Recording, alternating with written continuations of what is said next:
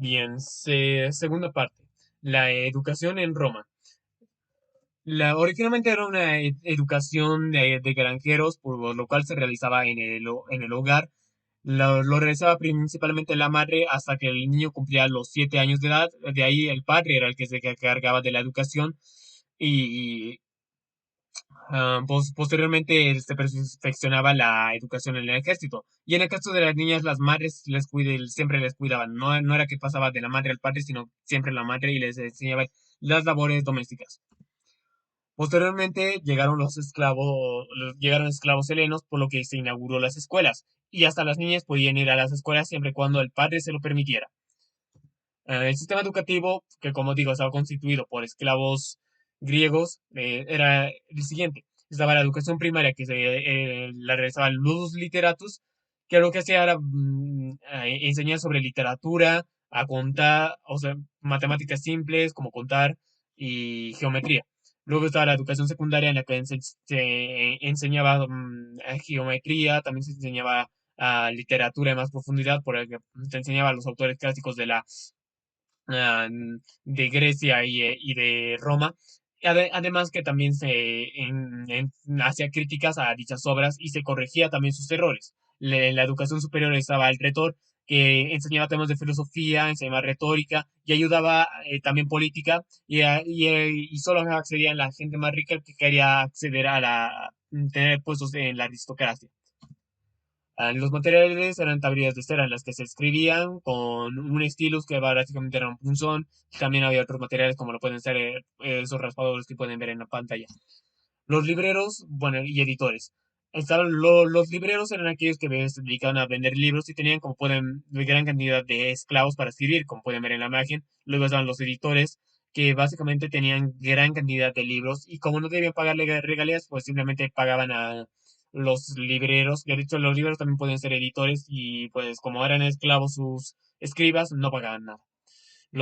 Y había gran cantidad de bibliotecas y tenían un gran aprecio por los libros, incluso pero aún solo era por estatus, no era que realmente leían los libros, incluso tenían estantes en sus baños, o sea, imagínense. El legado de Roma. El latín, por ejemplo, después de la desintegración de Roma, dejó de usarse y se reemplazó por lenguas que eran más simples, o, bueno, lenguas de las regiones que eran lenguas bárbaras, pero que tenían la sintaxis del latín y cuando se volvió a escribir, se escribió en latín. Así que el latín pasó a desuso, pero posteriormente con la llegada de la iglesia volvió a tener uso y volvió a tener algo de importancia. La alta Edad Media. Tras la destrucción de Roma, bueno, esto se debió a la caída del Imperio Romano de Occidente, que se debió a varios factores, como puede ser la extensión del imperio y el empobrecimiento del mismo, ya que se invertía demasiado en el ejército y entonces se perdía gran cantidad de dinero. También se había rebajado mucho el precio de muchos alimentos, como lo puede ser el trigo, y entonces el imperio estaba pasando por un muy mal momento, muy mala administración. También se preocupaban por las invasiones bárbaras que al final terminaron por destruir el imperio. Entonces hubo varios saqueos, incendios y abandonos de las bibliotecas, como lo puede ser el saqueo de Rico, que se mandó a Roma y se robaron varios libros. Bueno, en realidad más que todo se los quemaron, pero no fue la gran cosa con excep- hasta que llegó el saqueo de Encerrico, que todo lo que no había destruido Alarico, Encerrico lo destruyó. Invadió Roma por 14 días y 14 noches, destruyendo todas las bibliotecas y saqueando todo lo que les parecía importante. Cuando se destruyó finalmente el Imperio Romano Occidente, se robaron muchos libros, como pueden ver en la imagen, y también se quemaron. Y no era ni siquiera para leer, no se robaban para leer, sino para quemarlos. Y aquellos libros que se quedaban aún en sus estantes no estaban a salvo porque estaban las polillas, los roedores y el paso del tiempo que desgastaba los pergaminos. También se deterioraron las vías de comunicación porque las vías de comunicación que eran muy útiles, pues, como los digo, para el comercio, para la comunicación, que esos caminos pues requerían de cierto impuesto para poder ser mantenidos porque se desgastaban.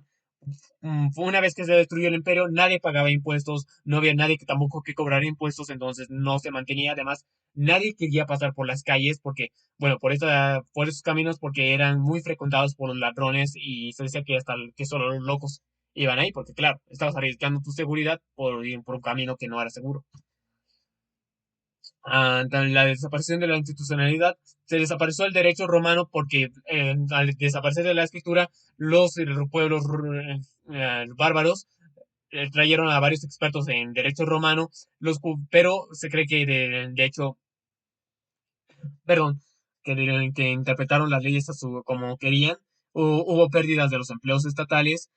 em, de hecho, hasta los esclavos ya odiaban esa parte. Eran libres, los esclavos habían sido libres después de la destrucción de Roma, pero odiaban ser libres porque no tenían trabajo. Antes tenían trabajo, antes tenían algo que hacer y ahora no tenían nada.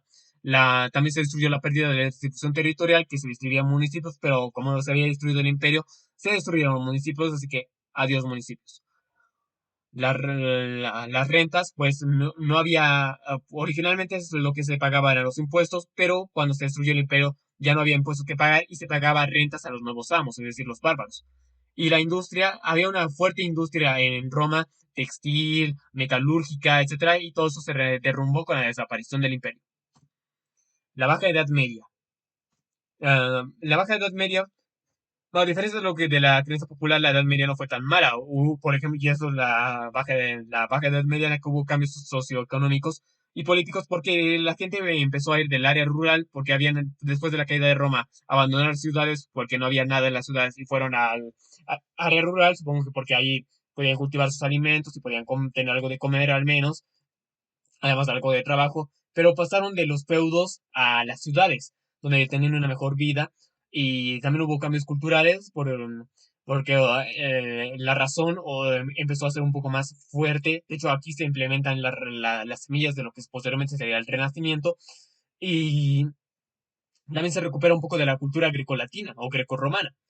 Además del nacimiento de las universidades, que originalmente eran llamadas escuelas catedrales porque se habían hecho en cátedras, los maestros eran los monjes, pero posteriormente las universidades aparecen nuevas facultades y entonces se separan de las catedrales y ahora hay estos centros de estudio superior que son las universidades y también sus orígenes se debía a que antes de las universidades los alumnos iban de maestro en maestro para poder tener grandes estudios, pero ahora en las universidades se tenía todo el conocimiento que se debía tener, porque ahí había bibliotecas, había gran cantidad de maestros, etcétera, etcétera.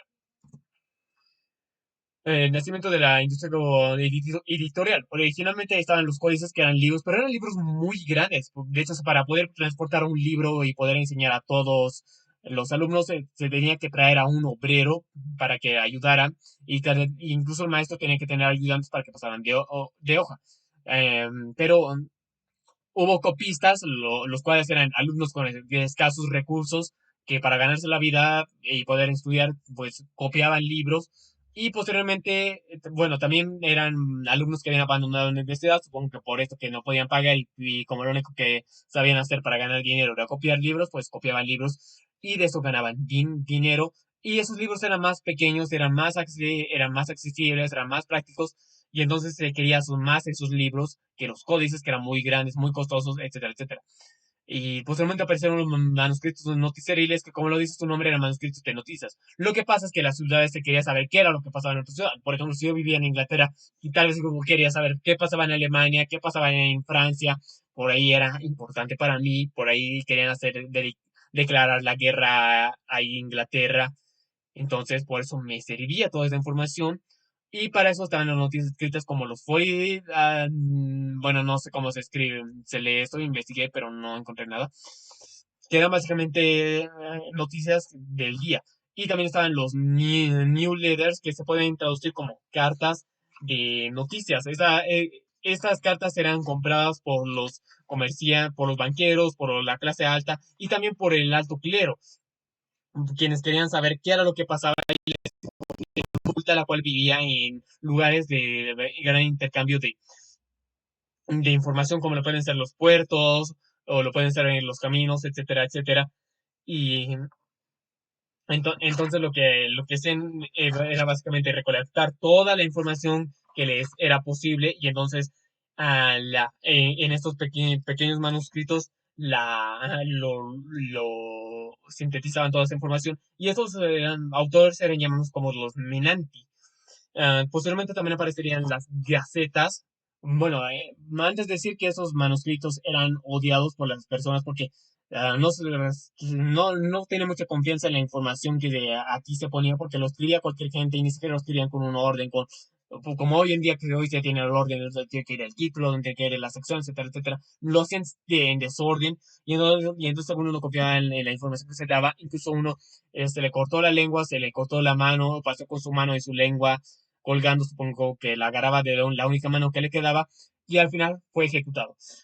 Y entonces la iglesia no odiaba esto porque así quería hegemonía. Antes tenía el poder de toda la comunicación y ahora perdía el poder de esa comunicación. Entonces perdía su hegemonía, así que quería destruir todo esto. Y luego aparecieron las gacetas que aparecieron en Italia y su nombre proviene de la moneda más barata, o sea, la más pobre, básicamente, y entonces era súper barato y, bueno, en realidad, cada hoja de la gaceta valía una gaceta, valga la redundancia, y entonces lo, lo que es, y entonces era muy barato, y aquí sí hubo una fuerte conexión entre los autores y los compradores, y en la iglesia ya no pudo haber hecho nada. Incluso países como Francia e Inglaterra obtuvieron grandes editoriales de periódicos, de gacetas en sus países.